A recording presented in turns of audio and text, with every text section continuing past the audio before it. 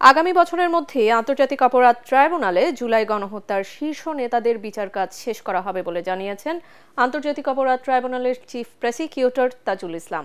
তিনি জানান, মানবতাবিরোধী আইনে এসব বিচার কাজ শেষ করা হবে। এদিকে এক সেমিনারে আইন উপদেষ্টা আসিফ নজরুল জানান, যৌক্তিকভাবে জুলাই গণহত্যার বিচার করা হবে যাতে বিচার প্রক্রিয়া নিয়ে কেউ প্রশ্ন তুলতে না পারে। রাজধানীর কৃষিবিদ ইনস্টিটিউশনে গুম খুন থেকে জুলাই গণহত্যা বিচারের চ্যালেঞ্জ শীর্ষক সংলাপে এসব কথা বলেন আসিফ নজরুল। আলোচনায় অ্যাটর্নি জেনারেল আসাদুজ্জামান বলেন, প্রতিশোধ নয়, ইতিহাস থেকে শিক্ষা নেয়ার জন্যই জুলাই গণহত্যার বিচার করা হবে।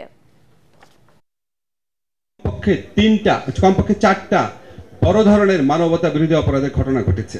একটা হচ্ছে জুলাই অগাস্ট হত্যাকাণ্ড, একটা হচ্ছে বিডিআর হত্যাকাণ্ড, একটা হচ্ছে শাপলা হত্যাকাণ্ড, আর একটা হচ্ছে ধারাবাহিক গুম এবং বিচার বহির্ভূত যে হত্যা, সেই বিচ্ছিন্নভাবে হলেও ওটার মধ্যে একটা মানে কনসার্টেড এফোর্ট এবং সুনির্দিষ্ট পরিকল্পনা ছিল।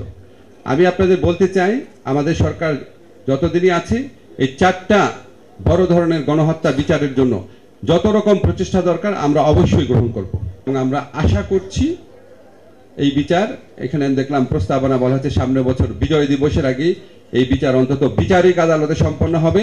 আমরা আগামী বিজয় দিবস গণহত্যাকারীদের শাস্তির রায় সেলিব্রেশনও করব এবং অন্যান্য সাকসেস উদযাপন করতে পারবো। আমাদের প্রধান ফোকাস হচ্ছে গুম এবং মানবতা বিরোধী অপরাধ, গণহত্যা যে অপরাধ বাংলাদেশের মাটিতে হয়েছে, সেই অপরাধের যারা মাস্টার মাইন্ড এবং যারা একদম সর্বোচ্চ জায়গায় বসেছিলেন, বসে থেকে এই অপরাধগুলো সংঘটিত করেছেন, আমাদের প্রায়োরিটি হচ্ছে তাদের বিচার করা। সংস্কারের নামে দীর্ঘ সময় অনির্বাচিত সরকারের ক্ষমতায় থাকা ঠিক হবে না বলে মন্তব্য করেছেন বিএনপি মহাসচিব মির্জা ফখরুল ইসলাম আলমগীর। এ সময় দ্রুত নির্বাচনের মাধ্যমে ক্ষমতা হস্তান্তরের কথাও জানান মহাসচিব। তিনি বলেন, ষড়যন্ত্র এখনো চলছে, সমস্যার সমাধানে রাজনৈতিক দলের সাথে ঐক্যবদ্ধভাবে কাজ করার আহ্বান মির্জা ফখরুলের। যে আমরা সংস্কার চাই, আমরা সংস্কার সবচেয়ে বেশি চাই, একই সঙ্গে আমরা এটাও চাই যে দীর্ঘকাল অনির্বাচিত সরকারের হাতে ক্ষমতা থাকা উচিত নয়। কেন জানি না মানুষের একটা ধারণা তৈরি হচ্ছে, আমার না কিন্তু ধারণা তৈরি হচ্ছে যে এই সরকার ইচ্ছাকৃতভাবে নির্বাচন প্রক্রিয়াকে বিলম্বিত করছে। এটা সঠিক নয়, but at the same time এটা মানুষের মধ্যে এই আশঙ্কার সৃষ্টি হচ্ছে।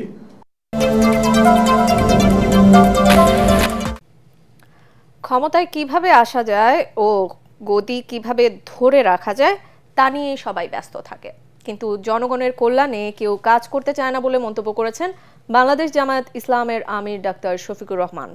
রাজধানীর পল্টনে জুলাই আগস্টের বিপ্লবে পঙ্গুত্ব বরণকারীদের নিয়ে স্মৃতিচারণ অনুষ্ঠানে এসব কথা বলেন তিনি।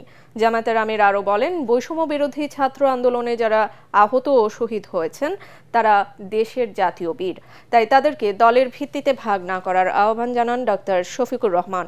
এ সময় জুলাই আগস্টের আহতরা অভিযোগ করেন, মারা গেলেই বলা হয় তাদের বিদেশে নিয়ে চিকিৎসা করার ব্যবস্থা করা হচ্ছিল, কিন্তু বেঁচে থাকা অবস্থায় কাউকেই এ ধরনের কোনো কার্যক্রম নিতে দেখা যায় না বলে অভিযোগ করেন তারা। সবাই গিয়ে নিজের গদিতে কিভাবে আসবে আর থাকবে এই নিয়ে ব্যস্ত থাকে। মানুষের পাটা কিভাবে ধোয়াবে, মানুষের কষ্ট কিভাবে দূর করবে সেই চিন্তা করতে চায় না। ওই চিন্তার মানুষ যতদিন পর্যন্ত বাংলাদেশের দেশের দায়িত্বে না যাবে, এই জাতির ভাগ্যের কোনো পরিবর্তন হবে। যারা যাবে তাদের কপালের পরিবর্তন হবে, কিন্তু জাতির কপালে দুর্ভোগ আসবে। আমরা সেই রকম একটা আগামী চাই, নতুন বাংলাদেশ চাই। এই বাংলাদেশের সাথে আপনারা থাকবেন ইনশাআল্লাহ। গণমাধ্যম কর্মীদের জন্য নিরাপত্তা আইন প্রণয়ন, কর্মক্ষেত্রে স্বাধীনতা সহ 21 দফা দাবি জানিয়েছে জাতীয় সাংবাদিক সংস্থা। জাতীয় প্রেস ক্লাবে আয়োজিত মহাসমাবেশে এ দাবি তুলে ধরেন ফেডারেল সাংবাদিক ইউনিয়নের ভারপ্রাপ্ত সভাপতি মোহাম্মদ ওবায়দুর রহমান শাহীন। দাবি না মানলে ভবিষ্যতে কঠোর আন্দোলনের হুঁশিয়ারিও দেন তিনি। সমাবেশে বাংলাদেশ ফেডারেল সাংবাদিক ইউনিয়নের মহাসচিব কাদের গনি চৌধুরী সাংবাদিকদের পেশাগত উন্নয়ন এবং অধিকার রক্ষায় ঐক্যবদ্ধ থাকার আহ্বান জানান। সাংবাদিকদের যেন কোনো ব্যক্তি বা গোষ্ঠী সাথে বিপরীত না হয়। সাংবাদিক হবে দেশের জন্য, জনগণের জন্য। সাংবাদিকের দায়বদ্ধতা একমাত্র দেশের জনগণের কাছে আর কার মাঝে সাংবাদিকদের দায়বদ্ধতা নেই।